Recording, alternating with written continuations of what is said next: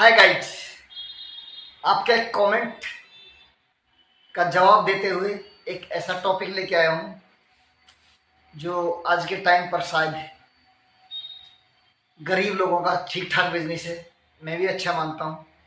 1000 रुपये के आसपास पर डे के कमा सकते हैं, क्योंकि गरीब आदमी के पास इन्वेस्ट करने के लिए कुछ है नहीं। तो दोस्तों, आप सभी को पता है कि मैं बिजनेस के कैलकुलेशन डालता हूँ ज़्यादातर, और मैं बात करते करते बीच बीच में दोस्तों जो ट्रैफिक की आवाज़ आती है ना, इसके लिए मैं क्षमा मांगता हूँ। दोस्तों, मेरा घर मेन रोड पर काफ़ी भारी ट्रैफिक होता है, तो इसलिए हॉर्न की आवाज़ आती रहेगी। इसके लिए मुझे आप क्षमा कर सकते हो। एक छोटा सा बिजनेस जिसमें आप 8 घंटे के आसपास अगर पर डे काम करोगे तो गाइज आप 1000 रुपये के आसपास पर डे कमा सकते हो। दोस्तों, आज मैं बात कर रहा हूँ, जैसा कि आपने थंबनेल में देखा है, ई रिक्शा। आजकल ई रिक्शा बहुत ज़्यादा चल रहा है। उसकी सारी कैलकुलेशन मैं बोर्ड पे चल के आपको बताऊंगा, लेकिन मैं चाहता हूं दोस्तों कि आप इधर उधर ताश खेलो, शराब पियो, गप मारो, मोबाइल लेके रील चलाओ। उससे अच्छा है कि आपको पर डे का 4 घंटे सुबह और 4 घंटे शाम को अगर आप ई रिक्शा चलाते हो, 8 घंटे, 12 घंटे में से 4 घंटे आप आराम कर सकते हो घर पे, तो आपको आराम से पर डे के 1000 रुपये की इनकम दोस्तों हो सकती है। क्योंकि मैंने लगभग 20 ई रिक्शा वालों से, जब मैं उसमें बैठ के चलता हूँ तो ऐसी बात करता रहता हूँ कि रेंट क्या है, चार्जिंग का खर्चा क्या है, इसकी प्राइस क्या है, ये सारी चीज़ें पूछ के, क्योंकि मेरे जहन में आपको एक वीडियो बनाने की होती है किसी भी बिजनेस की। तो जब इस ई रिक्शा में बैठने लगा तो वो भी मेरे सामने आ गया, और कुछ कमेंट आए थे भाई लोगों के, तो मैंने कहा चलो यार, पूछ पूछ के मैं पूरी कैलकुलेशन बताता हूँ। तो दोस्तों, ये एक बहुत अच्छा ऑप्शन है। यदि आप ई रिक्शा में सबसे आपको इजी बात है कि लाइसेंस की ज़रूरत नहीं है। बहुत सारे लोग ऐसे होते हैं ना, लाइसेंस नहीं बनता यार, क्योंकि खासकर दिल्ली जैसे शहर में लाइसेंस बनने के लिए भाई साहब बहुत मेहनत करनी पड़ती है। आपके पास खरीदने के लिए पैसे नहीं है तो कोई दिक्कत नहीं, किराए पे मिल जाते हैं आराम से। और किराए पे जो मिलेगा, सुबह आपको पूरी तरह चार्ज मिलेगा, बस वो कुछ सिक्योरिटी लेता है, या फिर आप क्या मकान के कागज हो तो उनको वो रख के गिरवी फिर दे देते हैं। अगर आपके पास में नकदी नहीं है उसको सिक्योरिटी के लिए, तो वो मकान आपका घर का है जैसे दिल्ली जैसे शहर में, तो उसके कागज रख के दे देते हैं आप लोग, कोई दिक्कत नहीं है।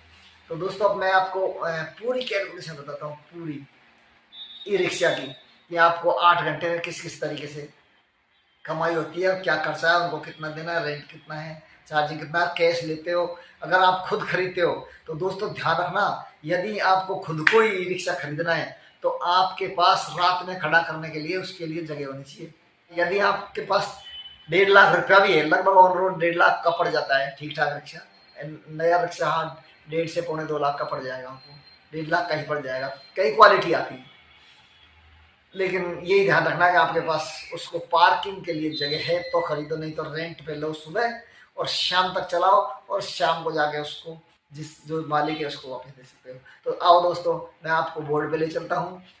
दोस्तों, अब मैं ई रिक्शा की पूरी कैलकुलेशन आपको समझाता हूँ। आप ब्लैक बोर्ड पर देख सकते हो, ब्लैक बोर्ड बोलते हैं, व्हाइट बोर्ड पे देख सकते हो, यहाँ प्राइस लिखा हुआ है ई रिक्शा का, प्राइस ऑन रोड का। इधर उसका पर डे चार्ज होने के लिए यूनिट कितना लेता है वो, हम इनका कैलकुलेशन कर लेंगे, एक यूनिट का खर्चा क्या है। और इधर रेंट में मिलेगा तो लगभग 350 का, वैसे 300 से 350 है रेंट, तो मैंने 350 ले लिए, ज़्यादा ले लिए, कैलकुलेशन में किसी के साथ धोखा ना। तो दोस्तों, सबसे पहला काम हमारा, यदि किसी के पास 1.5 लाख है तो वो इस चीज़ का ध्यान रखे जो मैंने बताया है पहले, कि उसके पास पार्किंग होनी चाहिए, ठीक है। अब यूनिट का खर्चा लगा लेते हैं, पर डे का यूनिट। यदि आप 1.5 लाख का रिक्शा खरीदते हो ई रिक्शा, तो ही यूनिट का खर्चा लगाओ, नहीं तो आप रेंट पे लोगे तो सुबह वो जो मालिक है जिसको आप जाके रेंट लोगे, वो दोस्तों चार्ज करके देता है। कोई टेंशन नहीं, ना पार्किंग की टेंशन, ना चार्ज की टेंशन। बस आपको ये देखना है कि उसकी बैटरी लगभग 300 किलोमीटर चलती है, नहीं चलती, लग चल जाती है इतनी, पूरी आधी भी बैटरी खत्म नहीं होती, पूरे दिन में 300 चलता ही कहाँ है, 100 किलोमीटर भी नहीं चलता, 100 150 125 चलता। तो दोस्तों ये मैं ई रिक्शे वालों से जो चलाते हैं उनसे पूछ के सारी चीज बता रहा हूँ। नेट पे भी मैंने कुछ चीजें सर्च करी है, प्राइस वगैरह सारी नेट से सर्च करी है मैंने, उनसे जो बात करी, उनसे जो चीजें तालमेल खाया, जो सेम मिल गई, उनको मैं आपको कैलकुलेट करके बताता हूँ। तो ये मान लीजिए आपने 15 लाख का एक खरीद भी लिया, आपके पास उसको पार्किंग के लिए जमीन है, तो दोस्तों ये मान लीजिए 7 से 10 यूनिट पर वो चार्ज पे लेता है, लेकिन वो पूरा चार्ज होता ही नहीं, तो पर डे के लगभग आपको 7 ही मानो, क्योंकि फुल चार्ज पूरे दिन में बैटरी खत्म होती नहीं, आधी खत्म होती है, आधी भी नहीं होती आप। तो यहाँ हम लगा देते हैं 7 यूनिट, और दिल्ली में दोस्तों 7 रुपए 1 यूनिट की है,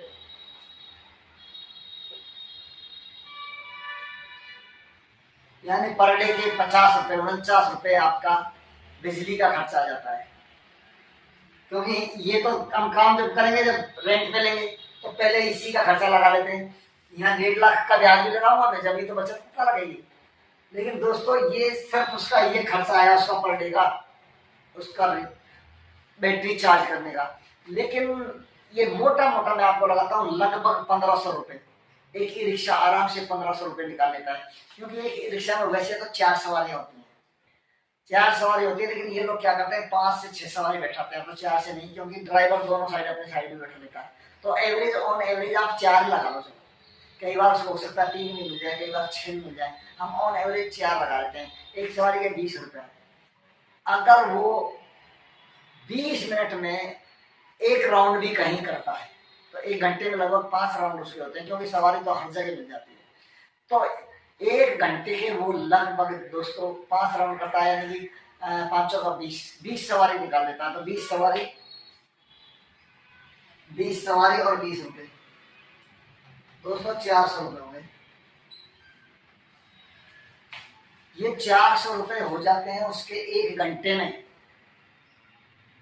अब मान लीजिए वो मरा से मरा 6 घंटा भी चलाता है, तो हो सकता है वो हर 1 घंटे में 400 नहीं हो, ऑन एवरेज 300 हो जाते होंगे 1 घंटे में, अरे 200 भी हो जाते होंगे। तो उसको 8 घंटे लगभग चलानी है, लगभग उसको 8 घंटे चलाना है, क्योंकि सुबह 4 घंटे 3 घंटे या 4 घंटे, शाम को 3-4 घंटे चलानी, शाम को लेट कर चलानी है, क्योंकि सवारी सबसे ज्यादा शाम को 8, 9, 10 यहाँ मिलती है, उस समय बस से मेट्रो वगैरह बंद हो जाती है।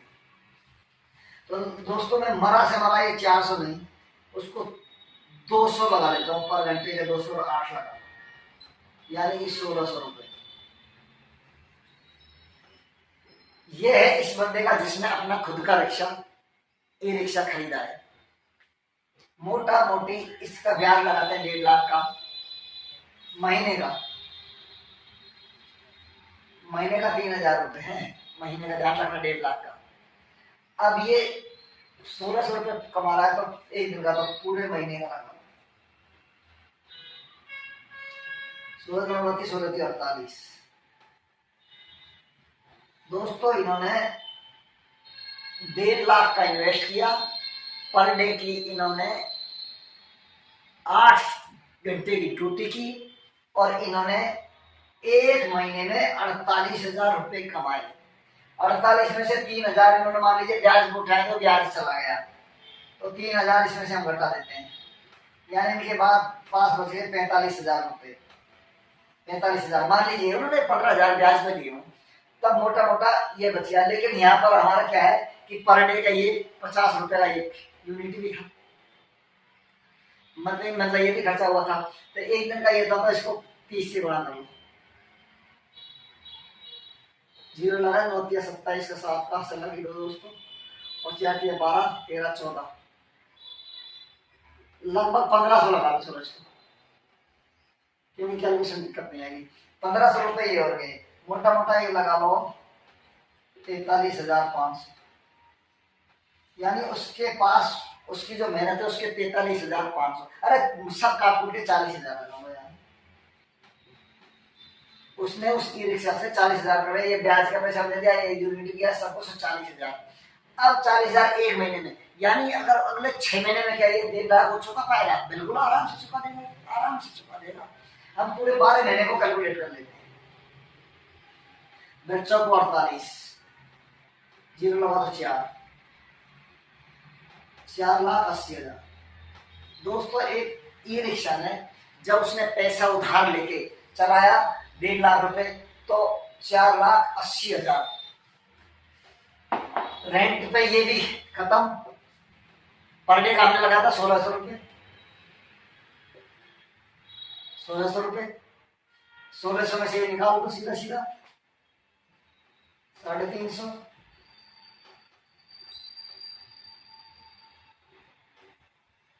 1,250, 1,250 सेम बच रहे उसके पास।